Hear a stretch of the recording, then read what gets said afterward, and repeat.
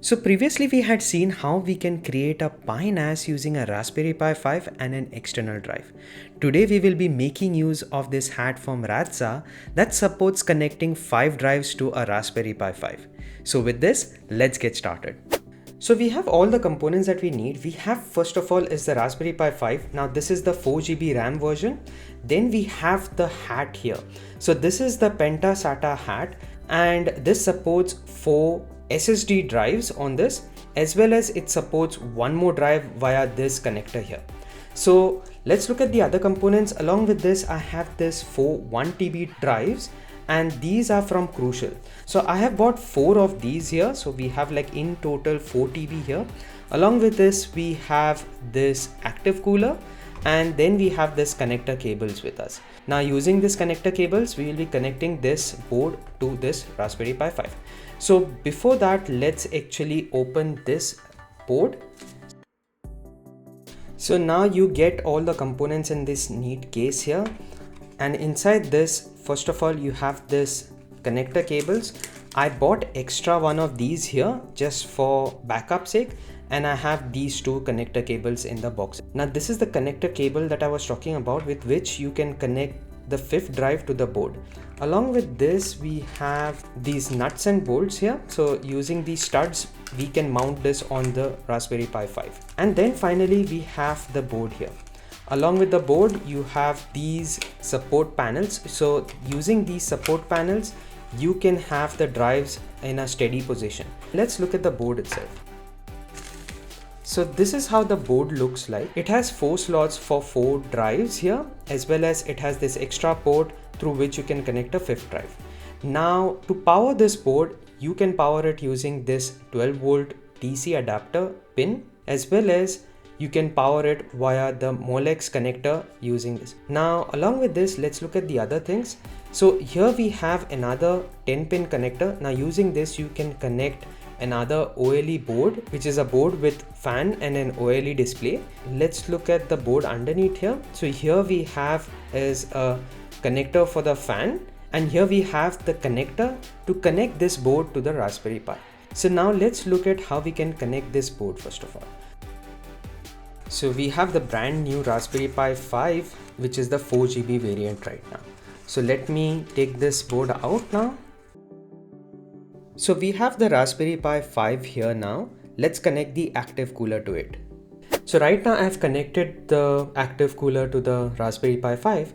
Now let's actually connect this board here. So let me connect this, and as you can see right now, this board does not fit in here because this 12-volt DC pin is kind of touching the active cooler here. So let me actually take out 3 of these from here so that this one fits in. Okay, so right now I have connected the active cooler back again, and I have removed 3 parts from here such that this hat can then properly fit in. So now before I fit in this hat, what I'm going to do is let's open this FPC cable pouch. Right now we have 2 of these cables, and we are going to make use of one of these. So I'm going to keep this one aside, and then what you have to do is make sure when you have the board facing this way, you have this thing printed on the FPC cable here. So this is the way that you need to connect this to the board, and also keep this metal ring that you have here on top of the FPC cable. So now what I'm going to do is I'm going to push this thing inside, and this fits right in. So pretty straightforward. Just make sure that you have the FPC cable in this direction and you have the board upside down. Now I'm going to flip this, and I'm going to put this holder in place. So now this is in place right now. This is really thin. It's like paper like thin, like meaning I'm not sure like if you bend it too much it could even crack and break. So it's really thin and really paper like FPC cable. So now what we're going to do is we are going to now put this with a Raspberry Pi. So this is how the hat is going to fit in. So this is how this cable has to fit in here. So let me do that right now. Okay, really delicate stuff. So this thing is right now fit inside the FPC connector here, and this is how we have the hat connected to the Raspberry Pi 5. Now before we actually connect this or attach this to the Raspberry Pi 5, what we need to do is we are going to put those metal studs here. So these metal studs that we have, that are provided, I'm going to put these metal studs here such that it holds the board in place. Now after a good painful amount of time, I figured out that it would have been nice if I had to connect these studs before I connected the FPC cable. This is what happens when you don't plan things and you just do it, and this is what I figured out. So in case if you're doing this, make sure that you put these studs first and then connect the FPC cable. So anyways, right now what we are going to do is we are going to now connect this board. So I'm going to put this board this way, and then I'm going to now fit it in this GPIO pins here. So this is how it looks like from here on top of the USB ports here. Then this is how it looks like from this side. This is how it looks like from the back, and this is how it looks like from the GPIO pin side. So now what I'm going to do is finally I'm going to put in these small nuts here. So these are fitted right now, and the board is sitting nicely on the Raspberry Pi 5 right now, and there we have this. Now what we are going to do is we are going to put in our SSDs on top of this. So let me open these SSDs right now, and now we are going to now assemble this using these two plates that we have. So first of all, what I'm going to do is I'm going to peel off the coating on top of this. So we have these two plates with us, right? Let's open the SSDs now. So now what we need to do is we need to attach all of these drives using these acrylic plates. So let me do that right now. So right now I have connected all the 4 drives together. Now this is pretty much properly attached to these acrylic plates. And now what we're going to do is we're going to connect this to the hat right now. So let me bring the hat in here. So this is the small connector and this is the larger one. So I'm going to flip this way. So I had to give it a little bit of push for all the drives to go in, and now all the drives are sitting pretty well inside this. So we have a NAS right now ready. So now this is complete from the hardware point of view, right? So but we still have to look from the software point of view. So for this, what I have here is a micro SD card, and on this micro SD card we are going to have a Raspberry Pi OS Lite, because using Raspberry Pi OS Lite you can install Open Media Vault. So let's do that. Now using the Raspberry Pi imager, we will first select the device, then we are going to select Raspberry Pi OS Lite, because OMV can only be installed on Raspberry Pi OS Lite, and then finally we are going to select the SD card. Now here in the settings, what we are going to do is we are going to set the host name as well as the username and password to access the Pi, and we are going to make sure that we are going to enable SSH access to this Pi. So first thing what we are going to do is we are going to put in this micro SD card. Now next what we are going to do is we are going to power it with this DC adapter. So now this is a 12 volt 7.5 ampere DC adapter which has this 3.5 mm pin through which we are going to power this board here. Now you don't need a 7.5 ampere if you are just going to use SSDs. Now I brought a 7.5 ampere because most probably I will change this from SSDs to HDDs in the future. So if you are using just SSDs like 4 or 5 SSDs, then you can buy adapters which could be around 5 amperes or even 6 amperes. I think that's more than enough for the SSDs. But if you are planning to go for HDDs, get something which is like 7.5 or 8 amperes with 12 volts of input. Before we actually connect this DC adapter, what we are going to do is we need to get the maximum amount of data from this, right? So we are going to actually connect a Ethernet cable. So I have this Ethernet cable here, and firstly I'm going to connect this Ethernet cable. So now with the LAN cable and all connected, let's power up this device by connecting the DC pin. So now let me connect this here. And now during the first boot, it's going to reboot like twice because it's doing the internal settings for your Wi-Fi, for your Ethernet, as well as setting up the SSH part. So it will now reboot twice. So let it finish doing this thing. So now with this, the Raspberry Pi has now booted up. Let's try doing an SSH. So right now we are already into the Raspberry Pi. Now let's check if these 4 SSDs are detected. So let me type, and if you see, the 4 SSDs have not been detected. So for this, what we need to do is we need to do some configuration change. So let me open up boot firmware config.txt, and here I'll be putting this configuration. So first param that I'm going to put is DT param PCI Express 1, and I'll be putting the Gen 3 configuration. So now with this, I'm going to save this and I'm going to reboot the Raspberry Pi. And if you see right now, we have some LEDs been glowing. So now these 4 LEDs that are there, it is actually telling that the drives have been detected right now. Now let's wait for this thing to fully boot up. So now the Raspberry Pi has fully boot up. Let's actually check if the disks are found. And if you see right now, we see all these 4 drives here. So these are the 4 drives that are now detected by this. Now just to see what speeds we are getting, I'm going to install this small utility called as htparam, and using this we will check the speeds what we are getting with these drives. So I'll just do a simple test with one of them. So using this command, that is htparam -t, we are going to check what read speeds we are getting with this SSD. So I'm just testing it for one of them. So let me enter this and see. So I'm getting around 540 megabytes per second. So that's a good amount of speed for SSDs. This is not an NVMe wherein you would have got like somewhere around 800, but this is like 540, which is good for an SSD right now. So next what we are going to do is we are going to install Opal Media Vault. Now for this, I have this article here. Now this is the article that I have. Now I already have a video for this wherein I created the NAS drive using an external hard drive. So if you want, you can check out this entire video. I will link it into the description below, as well as a link to this article. I will put it into the description below. So here I have given step-by-step guide on how you can do this. So what I'll be doing right now is I will be installing this Open Media Vault by just copying this command, and I will be running this here. So I don't want any kind of network configurations to change, and this will install Open Media Vault for me. Now this takes a little bit of time, like it may take around 5 to 10 minutes to do the entire installation, and after that we will be able to access the Open Media Vault UI. So with this, Open Media Vault is right now installed. Now before we terminate from this SSH session, what we are going to do is we are going to access the UI, and I'm going to put in the default username and password, that is admin, and the password is Open Media Vault.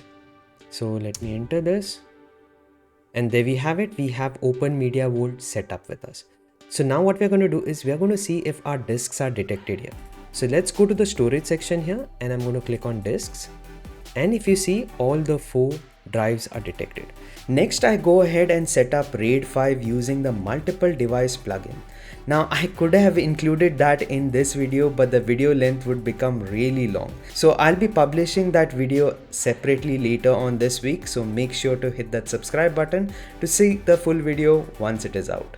Now let's go ahead and put this hardware inside a case that I made. So here we have all the components that we require to create a case to fit in our Raspberry Pi 5, the Radxa hat, and the SSDs inside the case. So what I have bought here are these acrylic plates of a display case. So I found this display case on AliExpress with the dimensions of 10 centimeters by 10 centimeters with 15 centimeters in height. Now you can use this case to have any kind of decorative article that you want to display, but in this case we will be making use for creating a case for our Raspberry Pi. So now along with this case, what we have here is this 12 volt DC fan. So this is an 80 mm by 80 mm fan with 10 mm in width. So we will be powering this 12 volt fan using the pins from this connector. So now this connector is actually meant for the Radxa top hat, and this top hat has this OLED display along with a fan. But I saw the pinouts of this connector, and we will be powering this fan, that is the 12 volt fan, using 5 volt input from here. Now I'm doing this because I don't want this fan to run at full speeds and make a lot of noise. Rather, I just wanted to have like an enough airflow such that it pulls in the hot air from here and pushes it out. I don't want it to run at full speed, but at a very slow pace. So that's why I'm powering this 12 volt fan using the 5 volt output from here. So now let's see what we have here. So let me move this behind a bit and let me show you what I have done with the display case. So in this display case, you get a series of plates here, which you have to assemble together as a box. So what I have done here, I have cut out one of these plates for this fan here on top, as well as all the connectors that we have here below. So the idea is that all the connectors fit in here, and this slot that I've kept here is for the power cord. So I'll be passing the power cord through this, and this section will allow me to access the various ports on the Raspberry Pi 5. So right now I have done all these cutouts, but I have not peeled out the protective film on this. So I'll be doing this for the first time right now. So I hope I have done the cutouts properly. So let's do this. Okay, so it looks like the cutouts that I had done, they look pretty good. Meaning I'm not a professional cutter. I didn't kind of cut it using some kind of a laser or something, but I saw some videos on YouTube on how you can cut these acrylic plates, and I tried doing those. So it's not the perfect cuts that I have, but they are pretty good for the look right now. So what we are going to do now is I'm going to peel off the remaining ones here. So I have pulled out all the protective films that was there, and also I had made holes for this plate such that I can mount this Raspberry Pi on top of it. So this was done before I peeled out the protective case. So first what we are going to do is we are going to mount this on top. So I'm going to put in the screws here now. I have put in all the screws here, and I'm going to tighten the screws after putting this plate. So we will be putting this plate here this way, wherein these ports come out properly from here. But before that, I need to fix the fan that we have. So let me fix in this fan here such that we can have this in place. So now I have hot glued the fan onto this acrylic plate, and this is how the fan looks like right now. So what we are going to do is we are going to actually now mount this panel here. Now before mounting this, what I need to do is I need to pass in the power cord from here, because there's a small gap for the power cord, and also connect these wires to this connector over here. Now the pin configuration of this connector is provided on the Radxa website. So I'll be connecting pin number 4 for 5-volt output and pin number 9 for ground. So now let's actually pass in the power cord through this right now. So right now I have this power cord, and I'm going to pass this through this, and then what I'm going to do is I'm going to connect these wires here. Before I tighten the screws, I need to put this panel inside this slot here. So this cutout that I made, now I have accessible to all the ports of the Raspberry Pi 5, and now I can tighten the screws below. So with this, I have tightened all the screws that we need. So now what I'm going to do is I have this fan here, I have these two panels which are there. Now I'm going to mount the remaining panels that we need. Okay, so I have now mounted all the panels in this, and to fasten these panels together, they have provided these rubber bands here. So these are clear rubber bands. I'm going to open them and I'm going to use them right now. So this is finally how the case looks like. So we have the Raspberry Pi as well as the hat inside, and you will see some really good LEDs glowing over here. Now if I ever want to open this case, what I can do is I can pull out these bands from here, and then I can open this panel. So with this, I can access the internals of the case, and I can access now the entire Raspberry Pi along with this. So this is how the case looks like. So if I turn it, so this is how it looks like from the sides, from the back, and from this side also. So now what we're going to do is we are going to put in the panel back again, and then close this with this rubber band. And then what we are going to do is let's power up this device. Now let's go ahead and power on this device. And as you can see, the fan has now turned on. This means that the Raspberry Pi has come on, and we should soon see the LEDs on the Radxa hat come on. So there we have it. We have all the 4 LEDs on the Radxa hat on. This means all the SATA drives have been detected, and now we can start using this NAS device. Now after using this device with a RAID 5 setup on a gigabit network, which most of you might have, I was able to get around 110 megabytes per second. Now if you have a 2.5 gigabit network, then you can make use of a 2.5 gigabit USB to Ethernet adapter and get speeds of around 200 megabytes per second. Now let's look at the cost that was involved. The Raspberry Pi 5, the 4GB variant, cost around 63 euros. The active cooler cost around 8.5 euros.